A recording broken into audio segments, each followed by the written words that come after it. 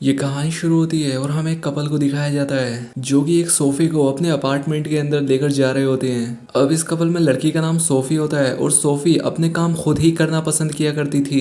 ये दोनों अपनी शादीशुदा जिंदगी में काफी खुश होते हैं और ये अपनी एक आम सी जिंदगी गुजार रहे होते हैं, यानी कि ये मिडिल क्लास लोग थे। फाइनेंशियली इनकी हालत एवरेज थी। अब सोफी के हस्बैंड के जो फादर होते हैं वो काफ़ी रिच होते हैं, वो एक बहुत ही बड़ी कंपनी के मालिक होते हैं। लेकिन सोफी का हस्बैंड किसी वजह के चलते उनके साथ नहीं रहता था, बल्कि वो अपने फादर से दूर सोफी के साथ एक अच्छी लाइफ गुजार रहा था। अब एक दिन सोफी के हस्बैंड को पता चलता है कि उसके फादर की डेथ हो गई है और उन्होंने अपनी सभी जायदाद सोफी के हस्बैंड यानी कि अपने बेटे के नाम कर दी है और अब से उसके फादर की कंपनी वही संभालेगा। और अब इसीलिए ये लोग अपनी पुरानी जिंदगी को छोड़कर अपनी नई लाइफ की तरफ चल देते हैं। जहां ये लोग पहले कभी एक छोटे से अपार्टमेंट में रहा करते थे, वहीं अब दूसरी तरफ इनके पास रहने के लिए एक बहुत ही आलीशान बंगला है। लेकिन सोफी अपनी लाइफ में हुए इन चेंजेस से ज्यादा खुश नहीं थी।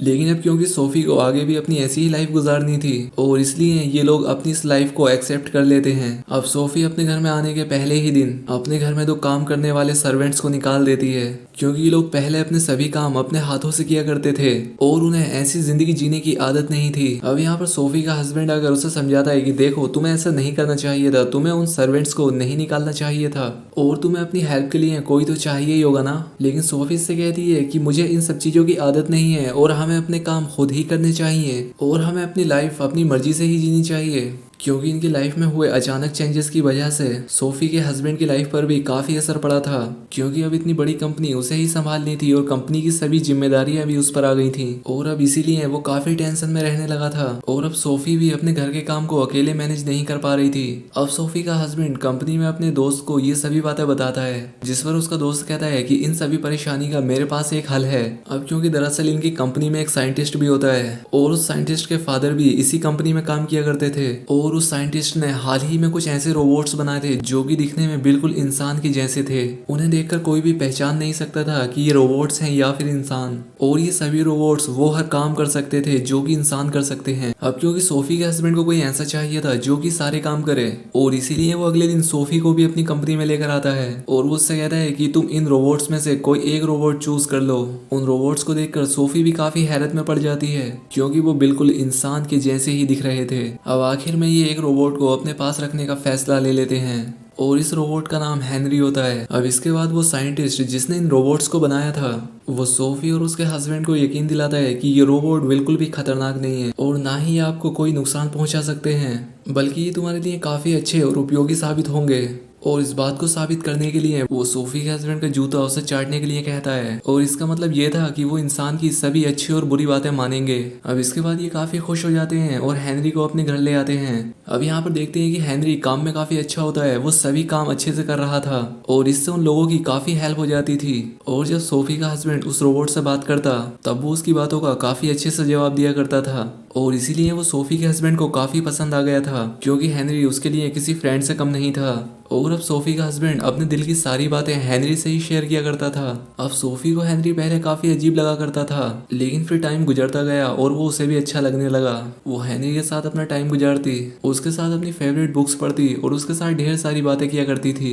हेनरी भी उनके साथ काफी खुश होता है, वो उनके साथ काफी घुल मिल गया था। दरअसल उसे ऐसे प्रोग्राम किया गया था कि जब उसके ओनर खुश होंगे तब वो भी खुश होगा, और उसे बनाने का मकसद भी यही होता है कि वो अपने ओनर्स को खुश कर सके। अब जहाँ पहले सोफी और उसका हस्बैंड अपनी लाइफ में परेशान थे, लेकिन अब हेनरी के आने से उनकी लाइफ भी नॉर्मल हो गई थी। अब एक दिन सोफी हेनरी से प्यार, इमोशन, फीलिंग्स जैसी बातों के बारे में पता करती है जो कि इंसानों में होती हैं, लेकिन वो इन सभी बातों का भी काफी अच्छे से रिप्लाई करता है और काफी अच्छे से इन्हें एक्सप्लेन भी करता है। वो प्यार, इमोशंस, फीलिंग्स सभी के बारे में अच्छे से जानता था। अब ये देखकर सोफी का हस्बैंड हेनरी से मना करता है कि तुम इन सब बातों में मत पड़ो, क्योंकि तुम बाकी के काम काफी अच्छे से कर सकते हो और तुम्हें वही करने चाहिए। अब सोफी का हस्बैंड अपने कामों में इतना बिजी हो जाता है कि वो सोफी को भी ठीक से टाइम नहीं दे पा रहा था। और अब सोफी का हस्बैंड इस बात को नोटिस करता है कि सोफी हेनरी के साथ काफी ज्यादा अटैच हो रही है और अब इस बात से उसे बिल्कुल भी अच्छा नहीं लग रहा था। हालांकि वो ये बात काफी अच्छे से जानता था कि हेनरी कोई इंसान नहीं है, लेकिन इस सब के बाद भी वो हेनरी को नापसंद करने लगा था। लेकिन सोफी हेनरी को इंसान की नजर से ही देखती थी, क्योंकि हेनरी में भी इंसानों वाली सभी बातें थी उसे फीलिंग्स, प्यार, इमोशन इन सभी की समझ थी और इसीलिए वो हेनरी को काफी पसंद किया करती थी। अब इसके बाद हमें एक रात का सीन दिखाया जाता है जहाँ पर सोफी को कुछ आवाजें सुनाई देती हैं और इसके बाद वो हेनरी को चेक करने के लिए जाती है, लेकिन हेनरी वहां पर नहीं होता और साथ ही दरवाजा भी खुला होता है। अब इसके बाद सोफी देखती है कि हेनरी घर के गार्डन में लेटा हुआ था और जब सोफी उसके पास जाती है तो उसे पता लगता है कि हेनरी तो कोई सपना देख रहा है। अब रोबोट के साथ ऐसा होना काफी अजीब था और अब इसके बाद सोफी का हस्बैंड आकर हेनरी को जगाता है और वो उसे वापस घर के अंदर ले जाते हैं। अब अगले दिन वो साइंटिस्ट के पास जाते हैं और उसे बताते हैं कि हेनरी रात में गार्डन में चला गया था और अब इसीलिए वो साइंटिस्ट सोफी के घर आता है और उसे चेक करता है। अब इसके बाद वो साइंटिस्ट उन लोगों को बताता है कि हेनरी एकदम ठीक है, उसमें एक छोटा सा एरर आ गया था जो कि हर कंप्यूटर या रोबोट्स में आना एक नॉर्मल बात है और अब आगे से ऐसा कभी नहीं होगा, आपको कोई शिकायत का मौका नहीं मिलेगा।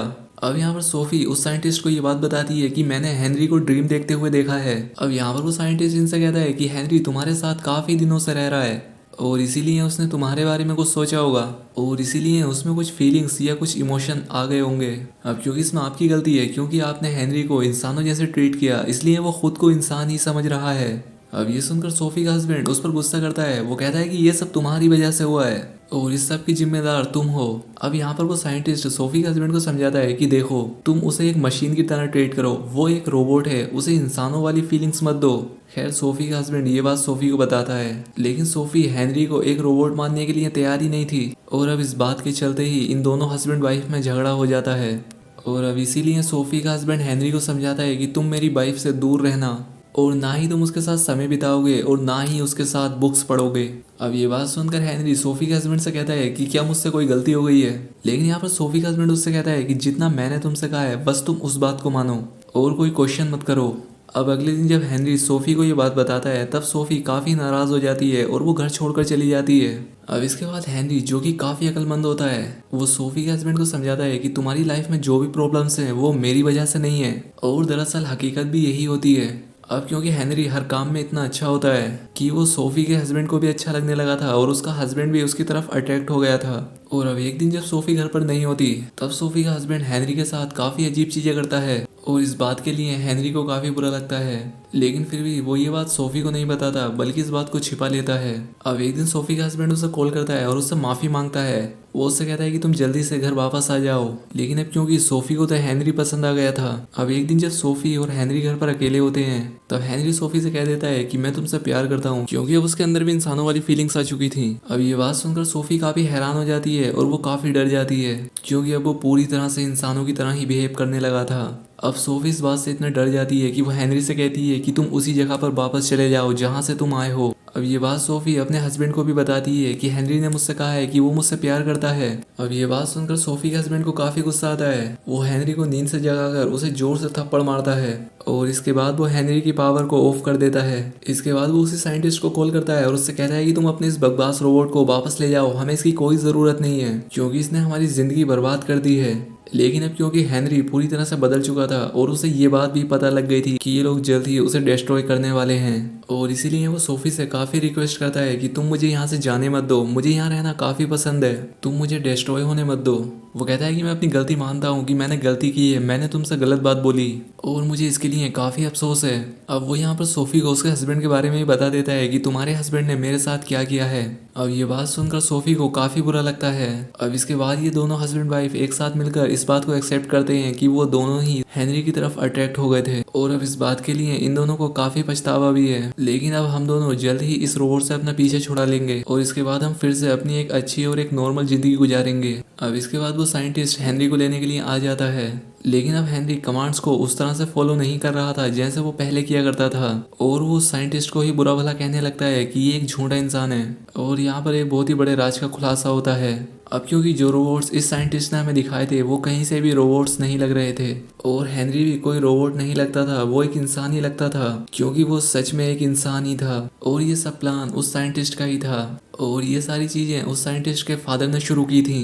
उसने इंसानों को परफेक्ट बनाने का एक एक्सपेरिमेंट किया था ताकि वो इंसानों को एकदम परफेक्ट बना सकें और वो उन्हें ऐसा बनाए कि ना तो वो कोई गलती कर सकें और उनसे जो भी कहा जाए वो सभी बात माने। और ये एक्सपेरिमेंट्स किसी रोबोट पर नहीं किया जा रहा था बल्कि जिंदा इंसानों पर ही किया जा रहा था। और ऐसा ही उसने हेनरी के साथ भी किया। जब हेनरी छोटा था तभी से उसने उसका ब्रेन वॉश करना शुरू कर दिया और उसे शुरू से ही ये सिखाया गया कि वो कोई इंसान नहीं है बल्कि वो एक रोबोट है। लेकिन फिर भी किसी इंसान को रोबोट कैसे बनाया जा सकता है। और इसीलिए जब वो सोफी और उसके हस्बैंड के साथ रहने लगा तो उसकी सभी इंसानी फीलिंग्स वापस से जाग गई। और इसी वजह से ये दोनों हस्बैंड वाइफ हेनरी की तरफ अट्रैक्ट होने लगे थे क्योंकि वो एक इंसान ही था। अब ये बात पता चलते ही पुलिस उस कंपनी के सभी लोगों को ले जाती है और उन सभी लोगों को भी जिन्हें रोबोट से समझा जा रहा था अब अपने एक्सपेरिमेंट को बर्बाद होता देखकर उस साइंटिस्ट का दिमाग खराब हो जाता है। और इसीलिए जो पुलिस ऑफिसर उसे पकड़ने के लिए आ रहे थे वो उन्हें ही शूट कर देता है और बाद में वो सोफी और उसके हस्बैंड को मारने की भी कोशिश करता है। लेकिन यहाँ पर हेनरी उन दोनों हस्बैंड वाइफ को बचा लेता है और वो उस साइंटिस्ट को ही मार डालता है। अब हेनरी भी काफी दुखी हो जाता है और वो भी सुसाइड कर लेता है। अब इसके बाद कुछ साल बाद का सीन दिखाया जाता है जहाँ पर सोफी और उसके हस्बैंड का एक बेटा होता है और उन्होंने उस बच्चे का नाम हेनरी रखा होता है क्योंकि ये दोनों हस्बैंड वाइफ हेनरी को भूले नहीं थे क्योंकि वो हमेशा उनकी यादों में रह गया और वो उसकी यादों को हमेशा अपने साथ रखना चाहते थे और इसीलिए उन्होंने अपने बेटे का नाम हेनरी रखा। और अब इसी के साथ ही मूवी यहाँ पर एंड हो जाती है। दोस्तों वीडियो पसंद आई हो तो कमेंट करके ज़रूर बताएं, साथ ही चैनल को सब्सक्राइब और वीडियो को लाइक ज़रूर करें। तो आज के लिए बस इतना ही, मिलते हैं हमारी नेक्स्ट वीडियो में।